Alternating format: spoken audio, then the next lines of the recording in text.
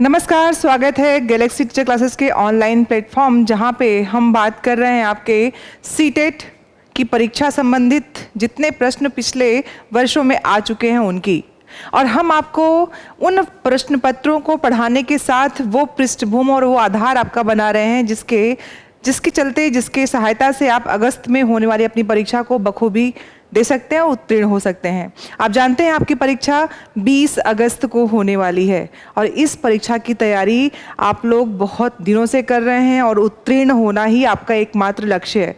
तो उस लक्ष्य को प्राप्त करने के लिए हम जिस उद्देश्य को लेकर चल रहे हैं, हम चाहते हैं कि वो उद्देश्य हमारा पूरा हो और आप सबके सब इस परीक्षा को पास कर सकें। आज जिस वर्ष की हम बात करने वाले हैं वो है आपका 7 जनवरी 2022 को आया हुआ प्रश्न पत्र। जो प्रश्न पत्र आया था उसके प्रथम खंड की हम बात करेंगे, जहां 15 प्रश्नों की बात आपको देखेंगे व्याकरण के आधार पर, जिसमें व्याकरण का मुख्य अंश आया था और उन गद्यांशों पद्यांशों के आधार पर जो आपके परीक्षा में आते हैं 15 प्रश्न के रूप में। तो चूंकि व्याकरण सीधे सीधे नहीं आता है, वो पद्यांश और आपके गद्यांश में आता है, तो हम उसकी बात करेंगे। देखते हैं पहला जो गद्यांश है वो क्या है और उस पद्यांश में किस तरह की प्रश्न बने हैं और कौन कौन से प्रश्न पूछे गए हैं। चलिए देखते हैं सबसे पहले हम आपके गद्यांश को कि गद्यांश क्या कह रहा है। दुनिया में जितने भी लोग सफल हुए हैं, अब यहाँ पे गद्यांश में सफलता की बात की गई है, जो लेखक है वो सफलता की बात कर रहा है कि दुनिया में जितने लोग भी सफल हुए हैं सभी अपनी मेहनत के बल पर हुए हैं। उन्होंने बिना कुछ सोचे समझे लोगों की नकारात्मक बातों को अपने से दूर रखकर अपने कार्यों को पूर्ण किया और अंत में उन्हें सफलता प्राप्त हुई। अगर आप अपने लक्ष्य को पाने के लिए दृढ़ संकल्प ले लेते हैं और दिन रात कड़ी मेहनत करते हैं तो आपके रास्ते में जितने भी संकट या मुश्किलें आएंगी आप उन्हें पार कर जाएंगे। देखिए, जो ये गद्यांश आया है ये कहीं ना कहीं आपको भी मोटिवेट कर सकता है, क्योंकि यहाँ पे बात की गई है कि सफलता के लिए आपका अपना सेल्फ मोटिवेशन काम करता है। दूसरों पे ध्यान न देके अगर हम खुद पे काम करें तो हमारी सफलता हमारे साथ चलती है। हमें किसी के भी नकारात्मक बातों को ध्यान ही नहीं देना है, नज़रअंदाज कर लेना है। और अगर हम दृढ़ संकल्पित हो जाएं, ये हम मान लें कि हमें ये कार्य करना है और यहाँ पे हमें सफल होना है, तो वो दृढ़ संकल्प, मैं हमेशा ये बच्चों से बात कहती हूँ कि संकल्प का कोई विकल्प नहीं होता है। जिस दिन आपने संकल्प लिया किसी कार्य को करने के लिए, फिर कोई विकल्प ना ही है कि वो आप उसको नहीं मिलेंगे या आप उसको प्राप्त नहीं कर पाएंगे, क्योंकि आपका संकल्प हमेशा पूर्ण होता है। और विकल्प में ये भी सही, ये भी सही, ये भी सही। परीक्षा का माध्यम तो विकल्प हो सकता है, लेकिन जीवन में संकल्पित होना सबसे जरूरी है। तो लेखक भी कह रहे हैं कि अगर कितने भी संकट होंगे, कितनी भी मुश्किलें होंगी और हम संकल्पित हैं तो हम उन मुश्किलों को, उन बाधाओं को पार कर सकते हैं और अपने ध्येय को प्राप्त कर सकते हैं। कह रहे हैं कि अगर आप मेहनत करते हैं तो ये संभव है। कह रहे हैं कि जब कोई व्यक्ति इस संकल्प के साथ अपने कार्य के लिए साध लेता है तब अब कर्म और उसके बीच कोई तीसरा नहीं हो सकता। अगर किसी ने दृढ़ संकल्प लिया है कि मुझे ये पाना ही, जैसे आप सब बच्चे, आप सबका ध्येय क्या है? सीटेट की परीक्षा उत्तीर्ण करना। अब इसके बीच में कोई नहीं आ सकता, क्योंकि आपका उद्देश्य क्या है? उद्देश्य और कर्म और उसके बीच की सफलता के बीच में आप और वो कर्म है, कुछ और नहीं है। तो जाहिर सी बात है अगर हमने ठान लिया तो हम पा सकते हैं।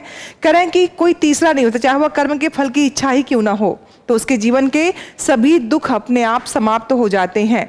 जीवन में उमंग और खुशियां भर जाती हैं। सही मायने में जो मनुष्य क्रोध से मुक्त होता है और जिसके मन में एकजुट होने की इच्छा होती है, वही असल में सच्चा मनुष्य होता है।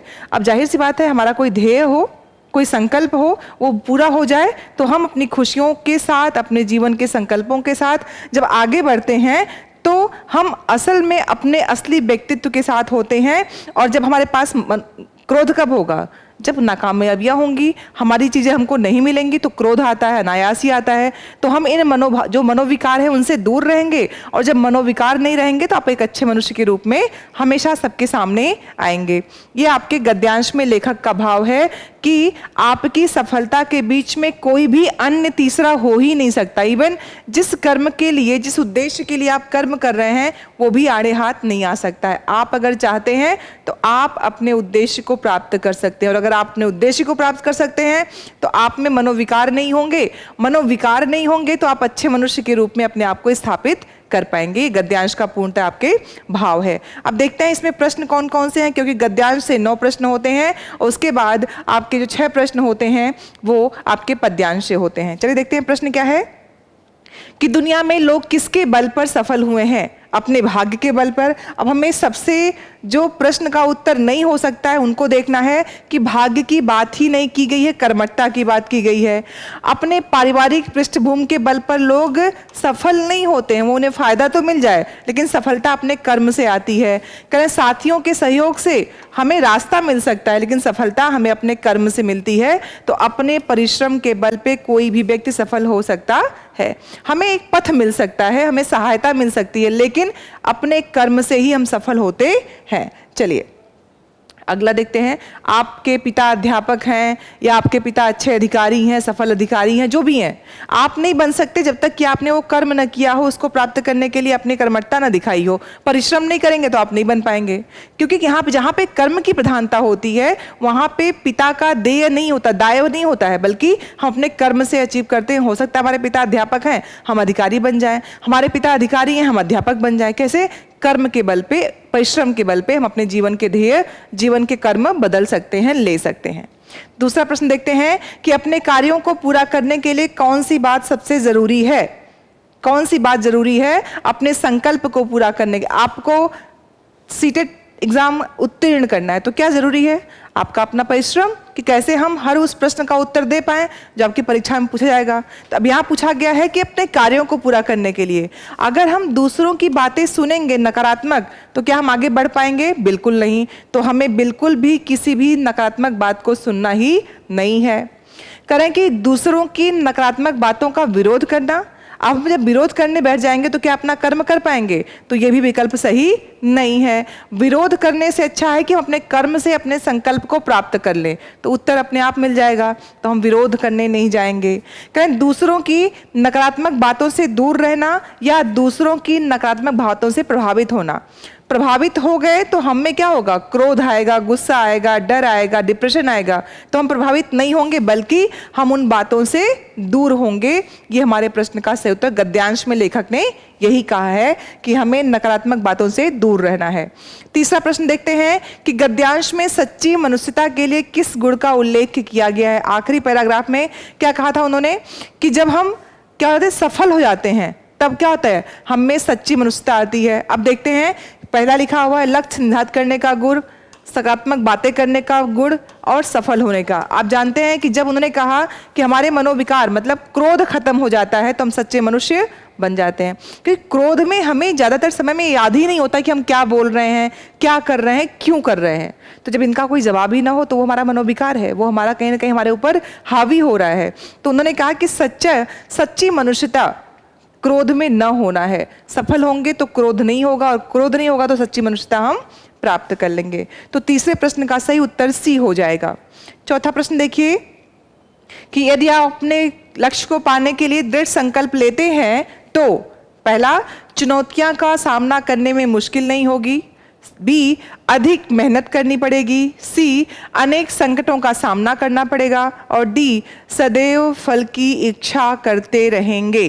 करें कि अगर आप अपने लक्ष्य को पाने के लिए कृत संकल्पित होते हैं, दृढ़ निश्चय होंगे, तो तब हमें चुनौतियों का सामना करने में मुश्किल नहीं होगी। बाकी सारे विकल्प गलत हो जाएंगे, क्योंकि मुश्किलें रास्ते में आएंगी ही आएंगी। ऐसी बहुत बार होता है कि हम कुछ करना चाहते हैं तो चुनौतियां कई आती हैं, लेकिन अगर हमें पता है कि यही वह रास्ता है जिस पे चल के हमारा लक्ष्य प्राप्त होगा, तो हम क्या करेंगे? चुनौतियों का सामना करेंगे।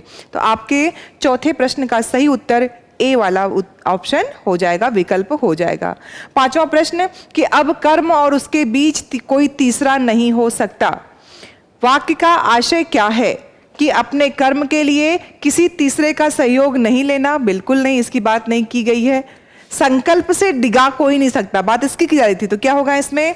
दूसरों की सलाहों को नहीं सुनना, संकटों का सामना करना, चाहे कुछ भी हो जाए। बी ऑप्शन में क्या लिखा है कि कुछ भी हो, आपको पता है सीटेट क्वालिफाई करना है, तो रास्ते में कुछ भी हो, बुखार हो रहा है, लाइट घर पे नहीं आ रही है, किताबों में जो चीज़ें पढ़ रहे हैं वो याद नहीं हो रहा है, तो हम और याद करेंगे।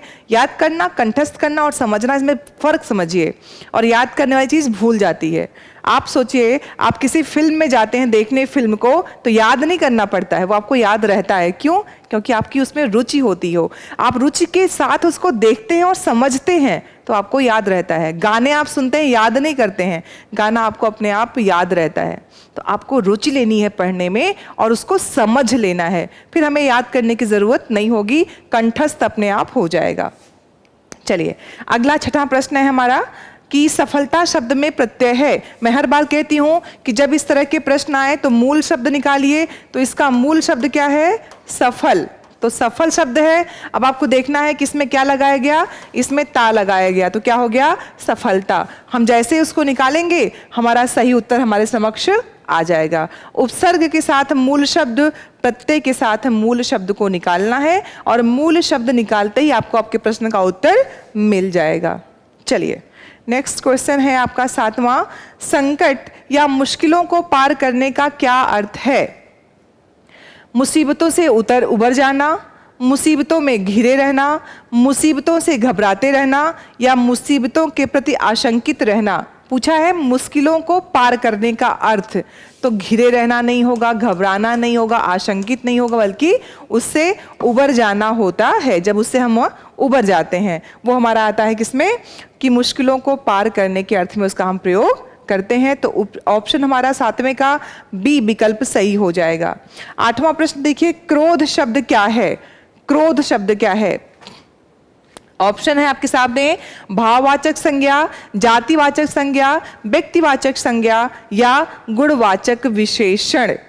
अब यही ध्यान रखना है कि जब हम बात करते हैं संज्ञा की, तो संज्ञा अर्थात कोई भी नाम, संज्ञा कोई भी नाम।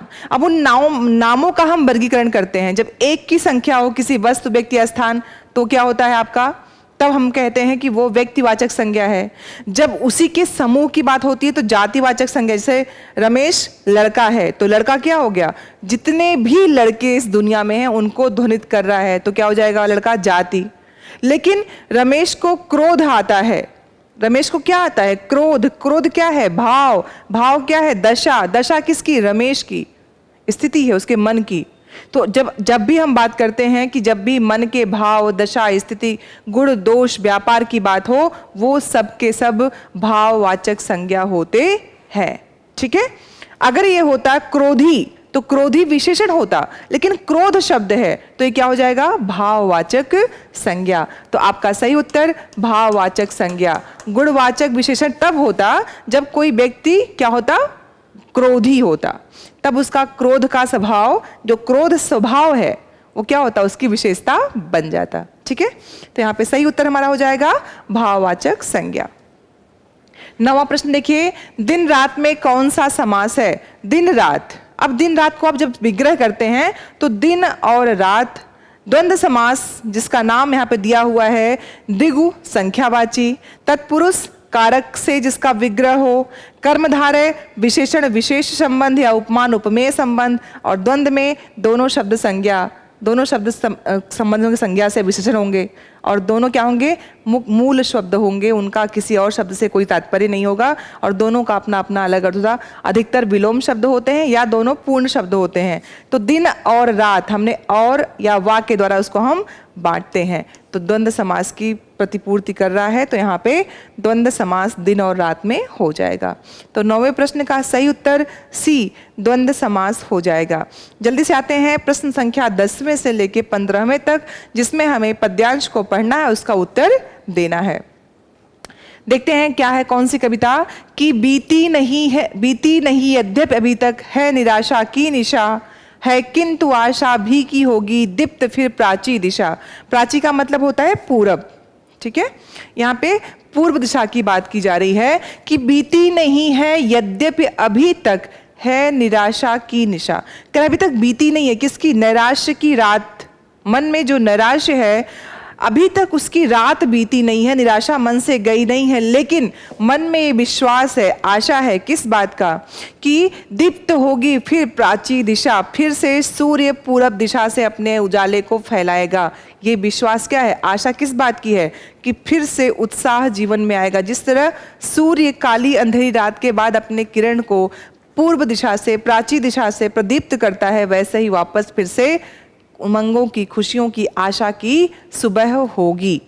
कह रहे हैं कि महिमा तुम्हारी ही जगत में धन्य आशे है, धन्य आशे धन्य है। आशा को संबोधित किया है कि हे आशा, तुम्हारी इस जगत में जो महिमा है वही धन्य है। मतलब आशा एक ऐसा शब्द है जो व्यक्ति में लगातार जीवन जीने की जिजीविषा, उमंग, लालसा, उत्साह पैदा करती रहती है। तो कह रहे हैं कि तुम्हारी महिमा इस जगत में न्यारी है, धन्य हो तुम, क्योंकि तुम व्यक्ति को जीने का उल्लास देती रहती हो।